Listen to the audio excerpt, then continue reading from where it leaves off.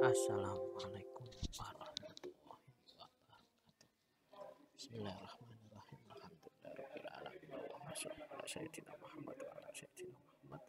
Alhamdulillah pada kesempatan hari ini kita masih dipertemukan dalam pembelajaran yang mana pada kesempatan kali ini kita akan membahas terkait dengan perbedaan individu. Perbedaan individu yang itu merujuk pada variasi dan juga keunikan yang ada di antara individu-individu dalam populasi tertentu.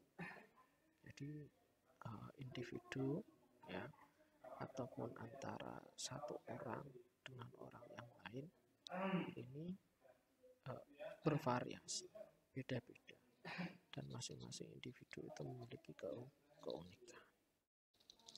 Dan setiap orang itu memiliki kombinasi yang unik ya, dari faktor-faktor seperti kepribadian, kecerdasan, minat, nilai, bakat, dan juga karakteristik dan lainnya. Masing-masing orang itu berbeda dan juga unik.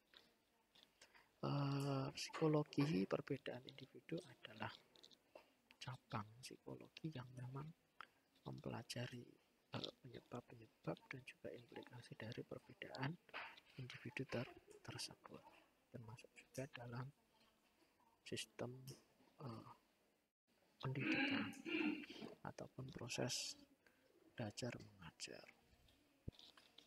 Ada beberapa area perbedaan individu. Yang pertama adalah kepribadian.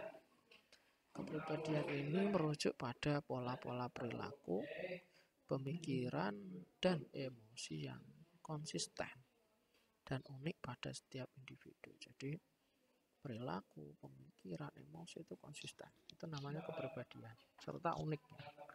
Itu ada setiap individu karena kepribadian satu orang dengan orang yang lain berbeda. Individu itu dapat memiliki tingkat misalnya extroversion, ya apakah dia ekstrovert atau neurosis atau terbuka atau tangguh atau memiliki kesetujuan yang berbeda antara orang satu dengan orang yang lain. Ini jadi berbeda-beda antara masing-masing individu. Kepribadian masing-masing individu itu berbeda. Kemudian yang kedua adalah intelijensi. Intelijensi ini mencakup kemampuan kognitif, kecepatan berpikir, kemampuan memecahkan masalah. Itu berbeda antara satu individu dengan individu yang lain. Jadi kita tidak bisa menyamakan ya, intelijensi antara satu orang dengan orang yang lain. Individu yang memiliki tingkat intelijensi yang bervariasi itu dapat tercermin dalam kemampuan verbal. Jadi kemampuan verbalnya satu orang dengan orang yang lain itu berbeda. Keterampilan matematika itu juga bentuk perbedaan intelijensi ya, antara keterampilan matematika satu orang dengan orang yang lain itu berbeda. Dan juga kecerdasan emosional itu juga bentuk intelijensi ya, dan kecerdasan emosional antara satu orang dengan orang yang lain itu berbeda. Dan kita sebagai konselor harus menyadari adanya perbedaan kepribadian dan juga intelijensi pada konselor yang kita layani. Kemudian yang selanjutnya ada preferensi belajar. Preferensi belajar ini juga beda masing-masing individu. Preferensi belajar ini mencakup cara individu mendekati dan merespon informasi baru. Jadi cara mereka merespon informasi baru itu berbeda-beda antara satu orang dengan orang yang lain. Beberapa siswa itu dapat lebih suka belajar melalui pengalaman langsung atau kinestetik. Dan yang lain mungkin lebih suka pembelajaran visual atau auditif. Ya, jadi beda-beda preferensi belajar antara satu siswa dengan siswa yang lain. Maka sebagai seorang guru harus senantiasa melakukan modifikasi agar supaya bisa menyesuaikan diri dengan preferensi belajar pada peserta didik yang diajar. Itu juga konseling ya, perlu untuk kemudian memberikan pendekatan melakukan berinovasi pendekatan agar supaya sesuai dengan preferensi dari konselor yang dilayani. Kemudian gaya kognitif. Gaya kognitif ini melibatkan preferensi individu dalam memproses dan mengorganisir informasi. Jadi dari informasi yang masuk, ini kemudian diproses, diorganisir. Nah, masing-masing individu gaya kognitifnya berbeda. Beberapa orang mungkin cenderung berpikir secara analitis, sementara yang lain lebih suka berpikir secara holistik. Ya. Analitik, holistik ini wujud gaya kognitif dan masing-masing orang berbeda. Kemudian yang selanjutnya motivasi. Motivasi ini juga termasuk aspek perbedaan individu. Motivasi melibatkan dorongan dan keinginan individu untuk dapat mencapai tujuan atau memenuhi kebutuhan. Jadi dorongan-dorongan yang ada dalam diri untuk mencapai tujuan, untuk memenuhi kebutuhan, itu yang disebut motivasi. Tingkat motivasi dapat bervariasi ya, berdasarkan tujuan pribadi, nilai, atau kebutuhan dari individu. Ya, jadi masing-masing berbeda motivasinya. Tujuan berdasarkan apa? Tujuannya berbeda, nilainya berbeda, kebutuhannya berbeda, maka motivasinya juga berbeda. Bakat dan juga minat. Bakat mencakup kecenderungan alami atau potensi yang dapat diekspresikan melalui keahlian tertentu. Sedangkan minat mencakup ketertarikan dan keinginan terhadap aktivitas atau bidang tertentu. Ya. Nah, individu itu orang, siswa dapat memiliki bakat yang berbeda-beda, seperti bakat musik, olahraga, matematika, dan lain sebagainya.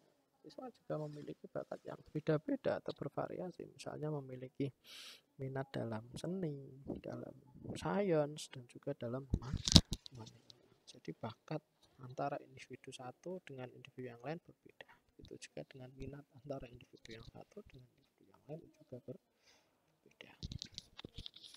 Implikasi perbedaan individu dalam pendidikan. Pendidikan perlu memahami pendidik ya, atau guru, konselor, guru mapel ya, itu perlu kemudian memahami dan menghormati perbedaan individu untuk kemudian merancang pengajaran yang sesuai dengan kebutuhan dan preferensi siswa. Konselor juga harus mampu memahami dan menghormati perbedaan individu agar mampu merancang layanan konseling yang sesuai dengan kebutuhan dan preferensi siswa.